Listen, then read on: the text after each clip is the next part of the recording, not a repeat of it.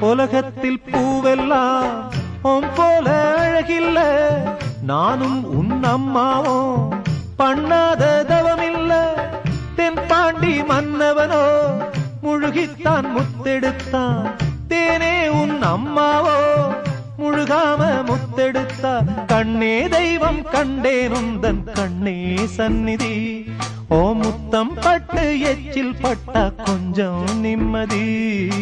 சின்ன சின்ன பூவே நீ கண்ணால் பாரு போதும், தொட்டு தொட்டு பேசு என்